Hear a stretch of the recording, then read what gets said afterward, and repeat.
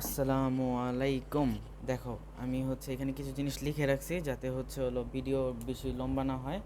তো প্রথমত কানেকশন কয় ধরনের? কানেকশন হচ্ছে দুই ধরনের জানি, as usual series connection are parallel connection.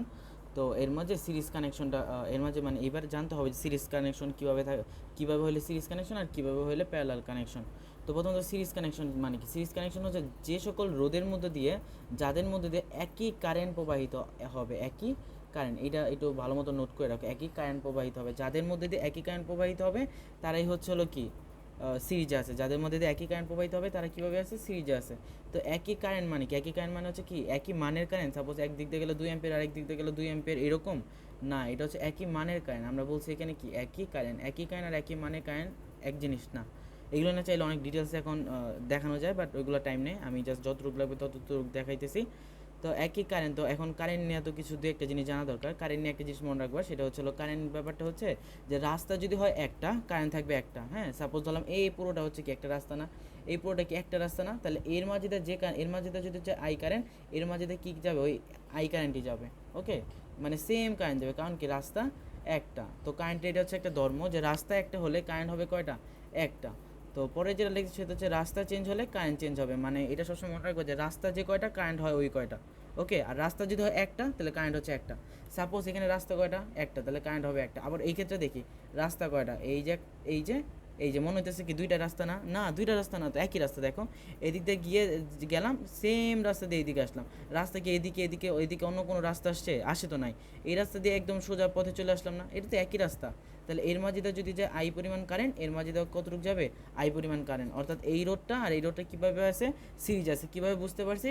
এর মাঝে যে কারেন্ট গেছে, এর মাঝে কী কারেন্ট গেছে? একই কারেন্ট গেছে। আর একই কারেন্টের ব্যাপারটা কী বলছিলাম? রাস্তা যদি হয় একটা, কারেন্ট হবে কয়টা? একটা। এই যে একটা রাস্তা না, কারেন্ট একটা। তো রাস্তা যখন চেঞ্জ হয়ে যায় তখন কারেন্টও কী হয়ে যায়? চেঞ্জ হয়ে যায়। যেরকম দেখি যে এখানে এই যে আমি বরাবর যাচ্ছিলাম, যাওয়ার পর একটা রাস্তা হয়ে গেলো এইদিকে, আরেকটা রাস্তা হয়ে গেলো কোন দিকে? এইদিকে। অর্থাৎ এই দিক দিয়ে যদি আই পরিমাণ কারেন্ট যায়, এখানে আসার পর এই দিক দিয়ে সাপোজ দিলাম I1, আর এদিক দিয়ে হবে কত? I2। কেন এরকমটা হবে? কারণ রাস্তা কি এদিকে যাওয়ার পর রাস্তা এদিকে একটা হয়ে গেছে, এদিক দিয়ে হয়ে গেছে, রাস্তা দুইটা হয়ে গেল না এখানে আসার পর? তাহলে কারেন্ট কয়টা ভাগ হয়ে যাবে? দুই ভাগ হয়ে যাবে। আর রাস্তা যদি যেটার মতো একটা হয় তাহলে কারেন্ট কয়টা হবে? একটা হবে। আর একটা, আর যাদের মধ্যে যদি একই কারেন্ট যায় তারা কীভাবে থাকে? সিরিজে থাকে। অর্থাৎ এইটার এটা কীভাবে আছে? সিরিজে আছে। এখন আমি দেখি যে এইটা আর এটা সিরিজে আছে কিনা। তো এইটার এটা সিরিজে থাকার মানে এইটা কি আমার রিকোয়ারমেন্টে কি? সিরিজে থাকার রিকোয়ারমেন্ট হচ্ছে একই কারেন্ট হতে হবে। তো এই দিক দিয়ে যে কারেন্ট যায়, এই দিক দিয়ে কি একই কারেন্ট যায়? না, যায় না। তো এটা তো একটা রাস্তা না, এটা একটা রাস্তা। রাস্তা এটা যাওয়ার পর এটা দুইটা ভাগে ভাগ হয়ে গেছে। অর্থাৎ এইটার মাঝে দিয়ে আর এইটার মাঝে দিয়ে কী যায় না? একই কারেন্ট যায় না। এটার মাঝে আর এটার মাঝে একই কারেন্ট যায় না। অর্থাৎ এই রোধ আর এই রোধ কীভাবে আছে? সিরিজে নেয়। আর সিরিজে না থাকলে কিসে থাকে? আমরা জানি প্যারালালে থাকে। তো এইটা আপাতত জেনে রাখি প্যারালাল কি, এটা পরবর্তী কথা। সিরিজের ব্যাপারটা বোঝা গেছে নাকি? সিরিজ মানে হচ্ছে যাদের মাঝে একই কারেন্ট যাবে। আর কারেন্টের ক্ষেত্রে একটা ধর্ম মাথায় রাখতে হবে, রাস্তা একটা হলে কারেন্ট একটা হবে। আর রাস্তা যদি চেঞ্জ হয়ে যায় তখন কারেন্ট কী হয়ে যাবে? একাধিক হয়ে যাবে। ওকে, এটা হচ্ছে কি আমার সিরিজের আমার ধর্ম। ঠিক আছে। আচ্ছা, এবার প্যারালাল কানেকশনটা কি? প্যারালাল কানেকশনটা হচ্ছে যাদের যে সকল রোধের, এই যে যাদের দুই প্রান্তের বিন্দু একই, বিন্দুর পাশে বিভব লিখছি, তুমি বিন্দু দিয়ে পড়ো, বিন্দু আর বিভব একই জিনিস। হ্যাঁ, বৈদ্যুতিক বিন্দুই হচ্ছে কি বিভব রিপ্রেজেন্ট করে।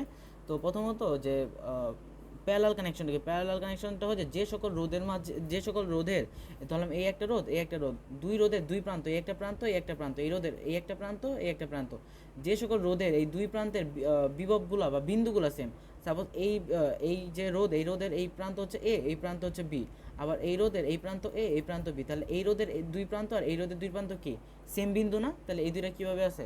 প্যারালাল আছে। অর্থাৎ প্যারালালে থাকবে কখন?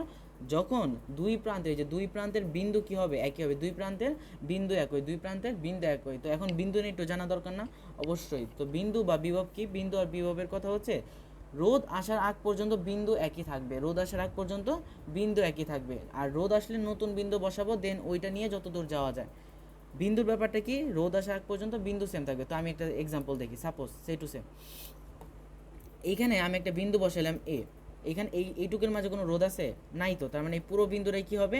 এ হবে। কজ রোদ আসলে তখন বিন্দু চেঞ্জ হয়, রোদ যেহেতু আসে না, এই পুরোটাই কি এ বিন্দু। আবার এইটুক এ বিন্দু, এইটুক এ বিন্দু, কজ এই পর্যন্ত কি নাই? কোনো রোদ নাই। আবার এই পর্যন্ত কি নাই? কোনো রোদ নাই। অর্থাৎ এই বিন্দুগুলোও কি এ, এই বিন্দুগুলোও কি এ। তারপরে নতুন বিন্দু বসাবো, এই যে রোদ আসলে নতুন বিন্দু বসাবো, দেন ওইটা দিয়ে যত দূর যাওয়া যায়। এই যে রোদ আসছে না, আসার পর এই বিন্দুর এবার অন্য একটা বিন্দু হয়ে গেছে, সাপোজ নাম দিলাম বি বিন্দু।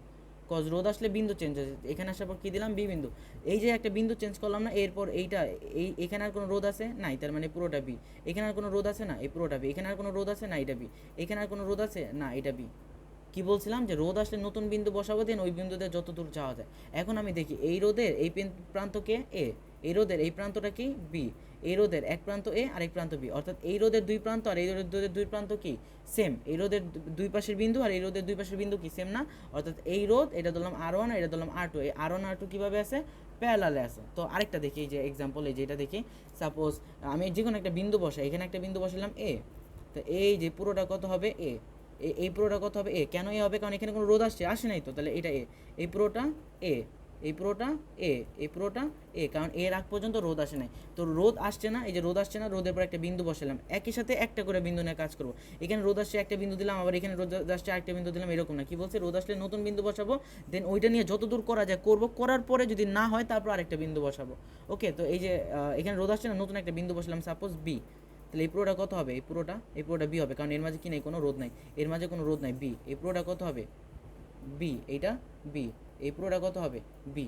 এখন আমি দেখি এই যে একটা রোদ, এই যে সাপোজ ধরলাম R1, এই যে একটা রোদ এটা ধরলাম হচ্ছে R2, এই যে একটা রোদ এটা ধরলাম হচ্ছে R3, তো এই রোদের দুই পাশের বিন্দু কি এ বি, এই রোদের দুই পাশের বিন্দু কি এ বি, এই রোদের দুই পাশের বিন্দু কি এ বি, অর্থাৎ এই রোদ এই রোদ এই রোদ, এই তিনটা রোদের দুই পাশে কি বিন্দু সেম না, অর্থাৎ এই তিনটা রোদ কীভাবে আছে প্যারালালে আছে। সাপোজ এই রোদের নাম, এই রোদ হচ্ছে 2 ওহম, এই রোদ হচ্ছে 2 ওহম, এই রোদ হচ্ছে 2 ওহম, তাহলে এই তিনটা কীভাবে আছে প্যারালালে আছে। তুল্য রোধ কীভাবে নির্ণয় করবো, 2 ইনভার্স 1 প্লাস 2 ইনভার্স 1 পুরোটার উপর কি হোল ইনভার্সন, আর একই মান, এই যে এটা 2 ওহম, এটা 2 ওহম, এটা 2 ওহম, একই মানে রোদ যদি প্যারালালে থাকে, একটা শর্টকাট আছে, সেই শর্টকাটটা জানোস হয়তো, তারপরে আমি বলে দিই, সেটা হচ্ছে উপরে হচ্ছে রোদের একটা মান, রোদের মান কত 2, আর রোদ কয়টা একটা দুইটা তিনটা, এই যে 2/3, এটা হবে অ্যান্সার।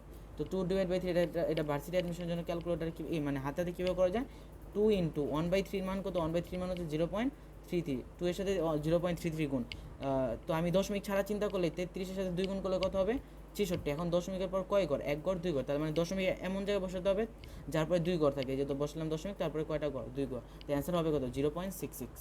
ওকে, এই হচ্ছে হলো কি যে আমার কানেকশন আমি কীভাবে চিনবো।